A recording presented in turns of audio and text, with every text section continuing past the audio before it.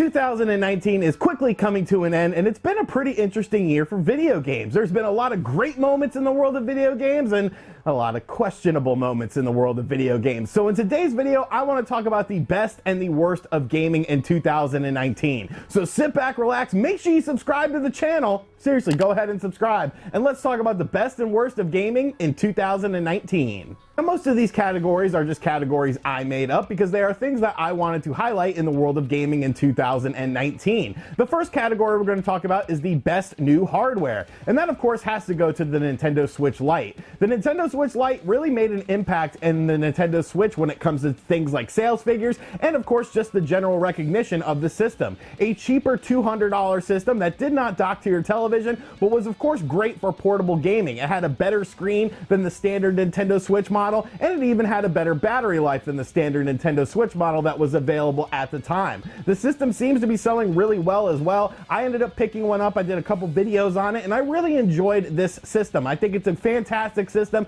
and was a really smart move for Nintendo. Should Nintendo be looking at the power game in the future? I mean, of course, but I think something like the Nintendo Switch Lite definitely helps fill a void, is definitely a cheaper option at only $200, and is definitely doing very good things for the world of Nintendo. Now, on the opposite side of the coin, we have to talk about the worst new hardware of 2019, and I'm going to have to give that to Google Stadia. Now, I'm not saying that Google Stadia is necessarily a bad piece of technology. I actually think it's a pretty decent piece of technology. I think the whole idea of doing cloud streaming for your video games is a very interesting thing, and I think once it fully gets into motion, being able to play games on your cell phone or your tablet will be a very interesting idea. But the problem with Google Stadia is simply just the execution of Google Stadia. Many of the promised features that were available for the Google Stadia are not available for the Google Stadia. It's very limited in what you can do. You're still having to pay full price for all of these games as well. It seems like the latency issues are decent on the Google Stadia thing. It sort of varies from person to person, but one thing we've been hearing a lot of is that the 4K 60 frames per second experience isn't native across all of the games. There are many games that do not support 4K and 60 frames per second that were under the impression that they would be. It's definitely been a very rocky start for Google Stadia, and I think once something like xCloud comes along, it could potentially put the final nail in the coffin for this service. I don't think it's quite caught on quite like Google thought it would, and I don't necessarily think it will be catching on anytime soon. Next up, we're going to talk about the best and the worst decisions from the major three companies. Kicking things off, we'll start off with Nintendo. What was the best decision Nintendo did in 2019? To me, it would have to be putting the Super Nintendo games into the Nintendo Switch's online service. The Nintendo Switch's online service is something that is definitely very lacking. It's something I've been very vocal about both last year and this year on the channel. Only having NES games, a sporadic helping of them, just wasn't something that a lot of people were looking forward to. But now including Super Nintendo games into the mix definitely help things out a lot. You got a lot of quality titles in the first batch of games. It seems like Nintendo has sort of abandoned the monthly updates, but they're doing sort of, every couple of months, and they're doing a bunch of different games for the Super Nintendo and the NES service. And I think this is a very smart decision. A lot of these Super Nintendo games are games that are definitely still worth playing in the modern era, and being able to play them on your Nintendo Switch is definitely something that a lot of people are enjoying. Now, as far as the worst decision Nintendo made in 2019, I might catch a little bit of heat for this, but I honestly feel like no showing the Game Awards 2019 was just a bizarre decision and something that definitely did not help the company. With the PS4 and the Xbox One winding down, this would be something that would be perfect for Nintendo to make a big splash about, talking about what's coming out in 2020 for the system and talking about reasons why you should be picking up a Nintendo Switch instead of the successors to the PS4 and the Xbox One. But Nintendo didn't do anything here. They showed two games during the pre-show, one being No More Heroes 3 and DLC for Marvel Ultimate Alliance 3, and then Square Enix showed off Bravely Default 2 for the Nintendo Switch, which of course is a Square Enix game. It's not a Nintendo game, and then that was it. That was it. It was very puzzling to me. I would have thought that Nintendo would have went guns blazing into this, especially considering what other companies were doing at the Game Awards 2019, but they didn't make a single ripple in the effect. So I definitely think that was a poor decision by Nintendo and something that might end up biting them in the ass going into 2020. Next off, let's talk about the best decision from Sony. And I think the best decision that Sony made was talking about the PS5 before the Xbox One successor. They sent out a press release about the PS5, they did an article on it as well, and we got the first information about the PS5. And this really made a lot of people excited and made a lot of people talk about Sony. It was obviously a very smart thing to do because with the new console generation coming up, you want to get your name out there. You want to give people a reason to pick up your system, and Sony talked a very big game with the PlayStation 5. It seems like it's going to be another phenomenal system. It is coming in holiday of 2020, so I think this was a very smart decision, beating Xbox to the punch when talking about their new system. Now, as far as the worst decision Sony made in 2019, I would have to say the whole situation with Shawn Layden leaving the company. It's a very strange and puzzling situation. All of a sudden, Shawn Layden is out, and there was no fanfare about it. A single tweet was given out to talk about Shawn Layden departing from the company. He wasn't even tagged in this tweet, and then that was it.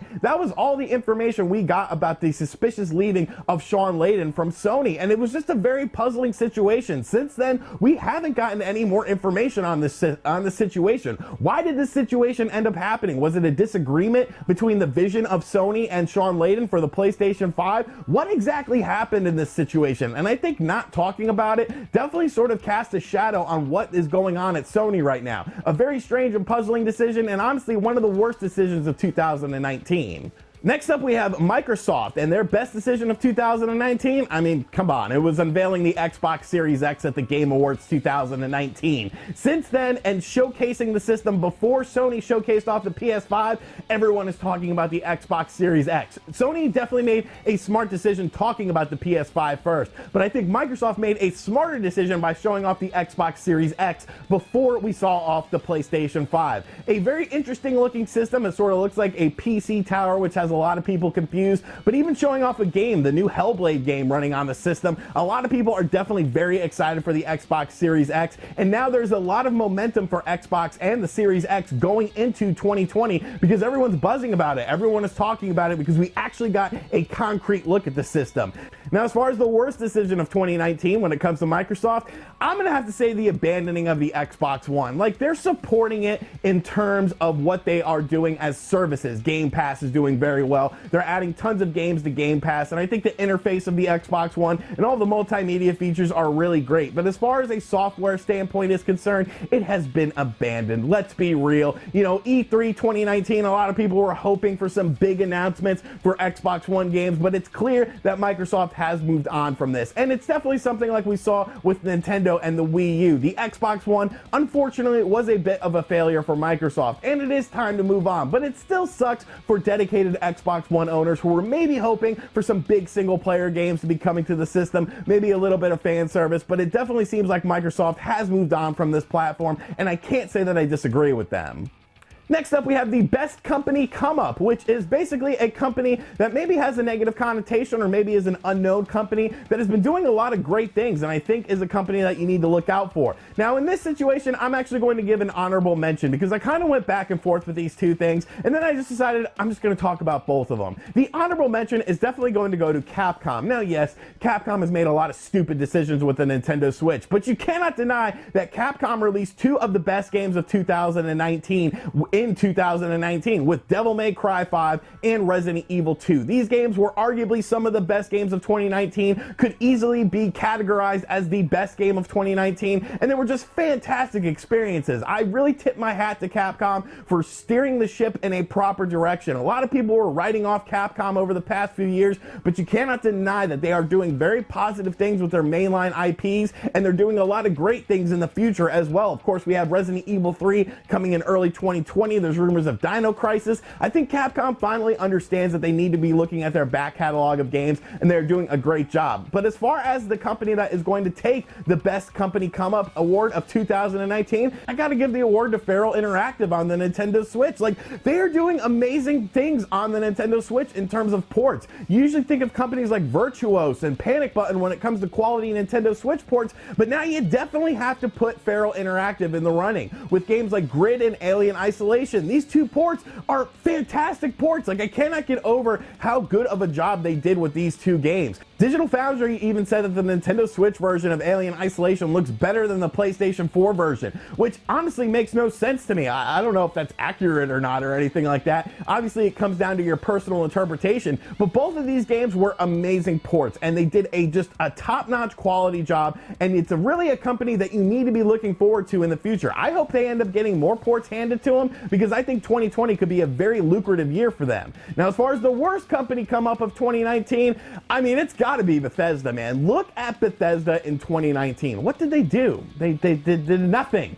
They did nothing. They pissed off their fan base by announcing a subscription service to Fallout 76, one of the worst experiences of 2018. So they're like, okay, well, how do we salvage this game? How do we make Fallout 76 a better game so that people are happy? Let's introduce a subscription service, so that way the people who are still playing this game for whatever reason now have to give us money in order to get things like private servers and things like that.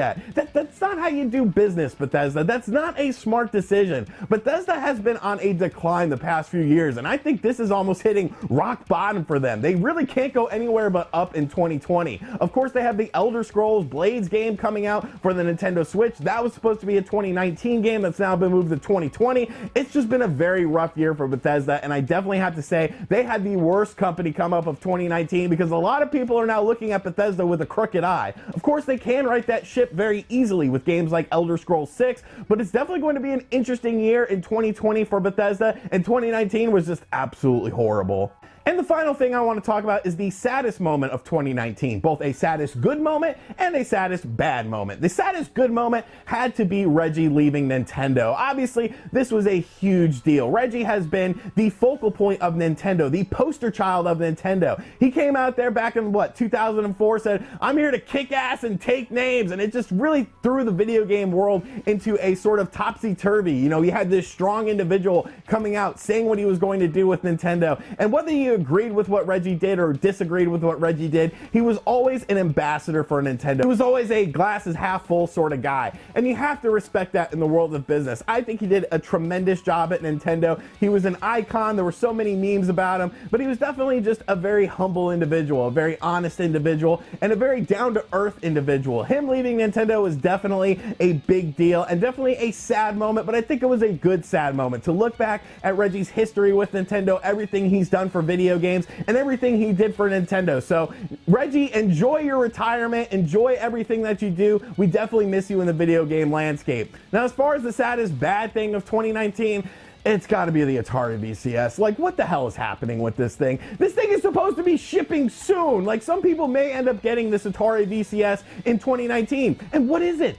What is it? What are the games for it? What does this thing do? Nobody knows. Nobody knows. You literally bought a system and you don't know what games are going to be on it. You don't really know how it's going to work, and there's no exclusives for it. Like, this thing has just been an absolute nightmare. This system is just not what anyone wanted, I feel, and I think it's going to be worse than something like the Ouya is. I think this is pretty much going to put a stake in the heart of crowdfunding for consoles when it comes to big consoles like this with big promises, because the Atari VCS just has not delivered on anything it said it was going to deliver on. And now we don't even know what this system is about. We don't know what games are going to be on it. We don't know how it's going to work. It essentially seems just like a Linux box or something like that. Who the hell knows? Not even backers know about this. So it's definitely the worst thing of 2019 when it comes to sad moments, just to see how things just spiraled out of control and how just absolutely abysmal everything is turning out for the Atari VCS.